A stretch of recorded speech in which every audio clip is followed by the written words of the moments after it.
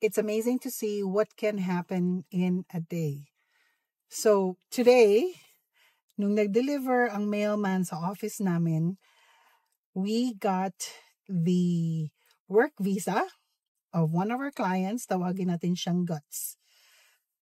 Guts has been here as a visitor in Canada for more than a year now, and ang daming ganap na nangyari sa kanya bago niya makuha yung work visa niya. So, about less than a year when he came to Canada as a visitor, ang swerte niya kasi nagustuhan siya ng isang employer at inisponsoran siya under the Saskatchewan Immigrant Nominee Program. So, nagkaroon siya ng job approval letter, in-apply namin siya ng SINP nomination, and thankfully, it all got approved. So pag-approve ng SINP nomination niya, we applied for a work permit, and for some reason, yung officer na nag-process, ni-refuse yung application niya dahil hindi daw pwedeng mag-apply ang visitor dito sa Canada ng work permit. Now, we were very specific. We triple-checked our application forms, and we actually made an outside of Canada application based on instructions ng IRCC. So we were right, but, a decision has been made already, so walang choice kundi mag-reapply na lang. So thankfully, about a month after, na-approve naman yung panibagong work permit application supported by an SINP nomination. So na-approve na yon, sinabit namin nag-passport request. So sinabit namin yung passport ni Guts sa Ottawa for the stamping of his work visa.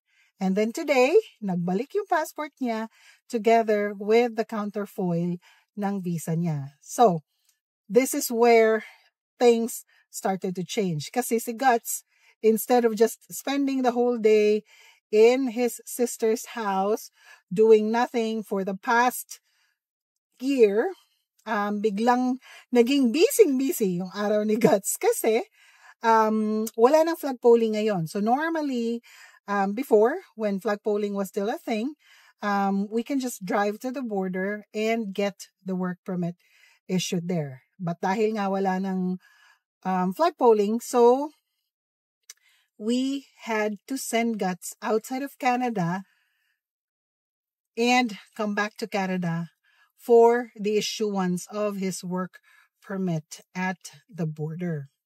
So, Guts is a Filipino citizen. He doesn't have a US visa, so hindi siya makapag-fly sa US. So, nag-search kami ng murang flights.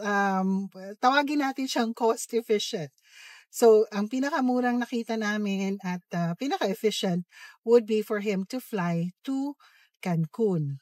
Ang catch lang is kailangan niyang mag-fly within the day. So, get this. Yung visa niya na-deliver ng mga 12 noon, past 12. And then, yung pinakamura na malaking-malaki yung agwat. We're talking about an $800 ticket compared to a $1,500 ticket. So, ang pinakamura would be leaving today at 5:30 p.m. And then, he would be able to come back tomorrow to Canada para ilag yung work visa niya. So, na-amaze lang ako kasi not everyone is as flexible as this client. So, si Guts, game na game, pati yung sister niya at brother-in-law niya. So, they came to the office right away. Nag-book kami ng ticket, pinrint lahat ng kailangan niya for the trip, and he is now on his way to the airport para sumakay sa flight niya. So, it's quite nice when a client is that flexible when it comes to making things work para sa application niya. Because we would have had another option wherein hindi na siya kailangang lumabas ng Canada, but we opted for this option dahil naiinip na si Guts and matagal-tagal na since hindi siya nag-work. So, He said, I'd rather just do this very quickly kahit walang masyadong preparation because I want to be able to work na kaagad. So, ano yung lesson natin yan dito? It's very important na kapag merong mga things in our life, mas maganda talaga kung flexible tayo, no? And adaptable. Kasi mas mabilis na merong mangyayari sa buhay ninyo kung flexible kayo. So, I hope this story will inspire you and then maka-help din sa inyo na makapag-prepare at saka makapag-push din. If you have to make a quick decision, hopefully you see this at a time na nagdadalawang isip ka to do something.